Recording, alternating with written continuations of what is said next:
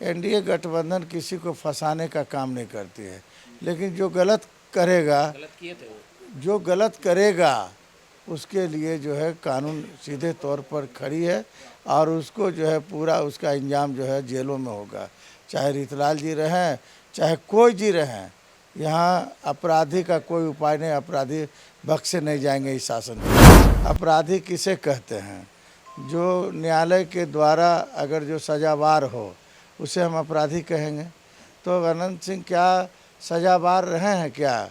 सब सज़ा से मुक्त हो गए, सब कोर्ट सज़ा से मुक्त दे दिए। अनंत सिंह वगैरह जो है जितने लोग हैं, ये लोग जनता के सेवक हैं, आप उसको अपराधी कैसे कहते हैं? ईमानदार आदमी है ना। अरे ईमानदार ही नहीं बल्कि बेल सामाजिक आदमी, वो मोकामा से बिलोंग करते हैं। बदलते परिवेश में राजनीति के मायने भी बदलते जा रहे हैं। कल तक राजनीति में लोग सेवा भाव के लिए आते थे, लेकिन अब राजनीति सत्ता प्राप्त करने की कहीं ना कहीं हनक हो गई है। 2025 में बिहार विधानसभा का चुनाव है और इस चुनावी साल में बिहार की राजनीति के दो बड़े बल्लेबाज सियासी पिच पर बल्लेबाजी करेंगे और कौन किसे हराएगा ये तो आने वाला समय ही बताएगा। लेकिन लगातार तेजस्वी यादव की तरफ से ये वक्तव्य दिया जा रहा है कि इस बार नीतीश कुमार और उसका कुनबा चारों खाने चित हो जाएगा। लेकिन लगातार जेडीयू और भाजपा की तरफ से कहा जा रहा है कि इस बार जो 90 के दशक में जंगल राज की वापसी किसी भी कीमत पर होनी नहीं देंगे और जो भी आरजेडी के साथ जो बाहुबली हैं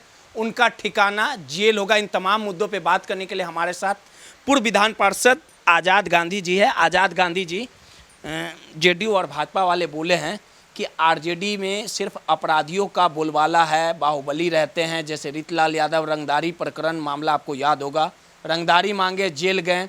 साबुद्दीन के बेटे भी चुनाव लड़ रहे हैं, बहुत ऐसे लोग हैं, राजवल्लभ यादव, बहुत सारे नाम हैं। तो इस बार जेडीयू और भाजपा ने सीधे तौर पे कह दिया कि अगर आरजेडी चुनाव लड़ेगा तो चारों खाने चित होगा, जमानत जब्त हो जाएगा और जो भी बाहुबली इस बार उड़ेंगे, गलत करेंगे तो उनका ठिकाना जेल ही रहेगा। क्या मानते हैं कि आरजेडी के साथ बाहुबली और अपराधी किस्म के लोग हैं?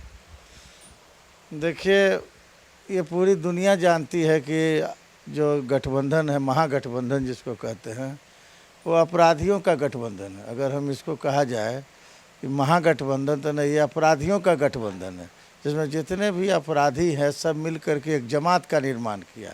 वो जमात राज्य की सेवा नहीं करके अपने हित के लिए, कोई धन के को बचाने के लिए, कोई अपना प्रॉपर्टी बचाने के लिए, जो काला धन है उसको हम कैसे एडजस्टमेंट करें, इस उद्देश्य से ये लोग चुनाव लड़ रहे हैं।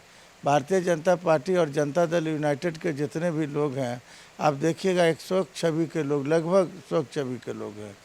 तो स्वच्छ यहाँ जो है, स्वच्छ नाम का तो चीज़ें नहीं है। तो आप देखिएगा जब चुनाव होगा तो चारों खाने चित हो जाएंगे। कौन है अपराधी आरजेडी? अब सब लोग जान रहे हैं कि अपराधी है कौन। अपराधी है नहीं, अपराधी है। लाल यादव को आप लोग फंसा दिए हैं। अपराधी है कौन नहीं, ये बताइए क्या? यादव को आप लोग फंसा दिए हैं। रितलाल यादव जेल जाते समय बोले कि हमें फंसाया गया। सुशासन की सरकार में तो कहता है ना बचाया जाता है ना फंसाया जाता है, तो रितलाल यादव को तो फंसाए आप ही लोग। देखिए, भारत जो हमारा एनडीए गठबंधन है, एनडीए गठबंधन किसी को फंसाने का काम नहीं करती है, लेकिन जो गलत करेगा, गलत किए थे वो। जो गलत करेगा उसके लिए जो है कानून सीधे तौर पर खड़ी है और उसको जो है पूरा उसका इंजाम जो है जेलों में होगा।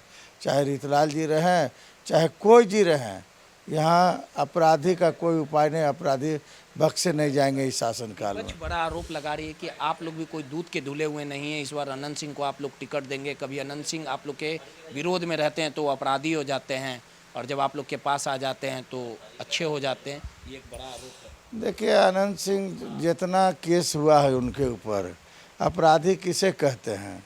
जो न्यायालय के द्वारा अगर जो सजावार हो उसे हम अपराधी कहेंगे। तो अनंत सिंह क्या सजावार रहे हैं क्या? सब सज़ा से मुक्त हो गए, सब कोर्ट सज़ा से मुक्त दे दिया, तो उनको कैसे हम अपराधी कहेंगे?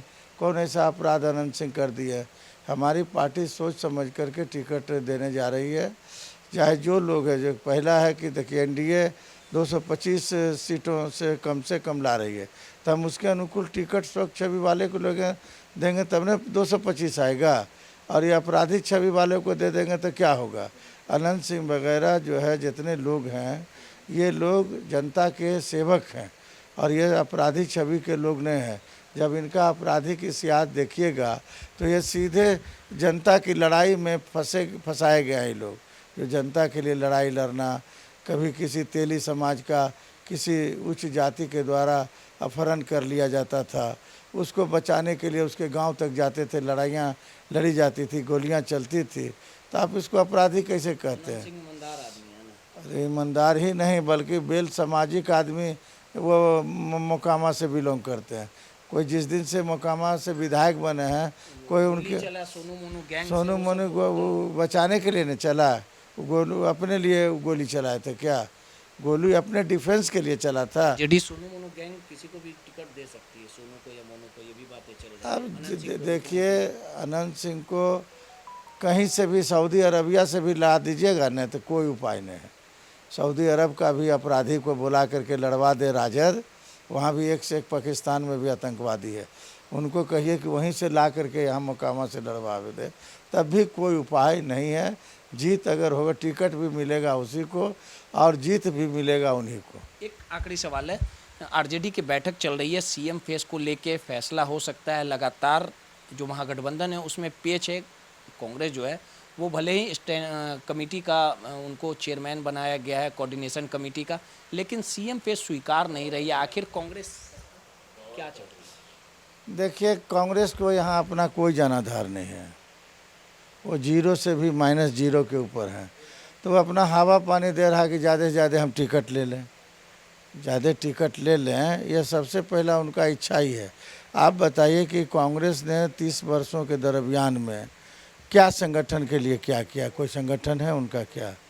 तो इसलिए चाहता है कि जो है यहाँ जो एक गठबंधन है, ये नाटक लोग कर रहे हैं, महागठबंधन, ये तेजस्वी यादव भी फेस होंगे और दूसरा कोई चेहरा मेरे नज़र से नहीं है। एनडीए में भी सीट को लेके चिराग पासवान प्रेशर पॉलिटिक्स कर रहे हैं, लगातार कह रहे हैं कि अगर मान सम्मान के साथ समझौता नहीं होगा, हमारे लिए पद कोई मायने नहीं रखता है, 243 सीटों पर भी हम चुनाव लड़ सकते हैं। कहने वाले ये भी कह रहे हैं कि आप लोग नीतीश को निपटाना चाहते हैं, 2020 वाला जो अधूरा होमवर्क है वो काम करवा सकते हैं आरजेडी चिराग से, बीजेपी वाले। देखिए, नीतीश कुमार जनता के नेता हैं, जनतंत्र को काफ़ी विश्वास है, यानी जनता का जो ताकत होता है उसके भरोसे से नीतीश कुमार जी हैं। और नीतीश कुमार ऐसा मुख्यमंत्री इस बिहार में जैसा हम लोगों को मिला है, पूरे भारत में ऐसा मुख्यमंत्री नहीं है। विकास जिस तरह से नदियां बह रही है विकास का, उस विकास के नदी में आज पटना वासी कितना खुश है, समझे कि नहीं? आप देखिए, डबल डेकर कभी जीवन में नहीं सोचा था, बिहार में पहला डबल डेकर पटना को उन्होंने कल संदेश दिया। इतनी जगमगाती रोशनी में जो वो पुल जगमगा रहा है, पटना वासियों के लिए काफ़ी गौरव की बात है। क्या महागठबंधन के राज्य में डबल डेकर पुल बनता क्या? वहाँ ऐसा ऐसा पुल बनता ना कि आदमी चढ़ते के साथ धंस जाता, समझे कि नहीं? सीधे तौर पे पूर्व एमएलसी विधान पार्षद आज़ाद गांधी जी थे, 2025 की चुनावी लड़ाई को ये बता रहे थे कि इस बार फिर से नीतीश कुमार का जलवा बरकरार रहेगा और नीतीश कुमार फिर से बिहार के मुख्यमंत्री बनेंगे। अब देखना दिलचस्प होगा कि बिहार की जनता आखिर नीतीश कुमार को फिर से मुख्यमंत्री बनाती है, फिर से जनता नीतीश कुमार को सर पे ताज देती है, या तेजस्वी इस बार पासा पलट देता है। ये तो देखने वाली बात होगी। सहयोगी हर्ष के साथ रोहित नटराज, पटना।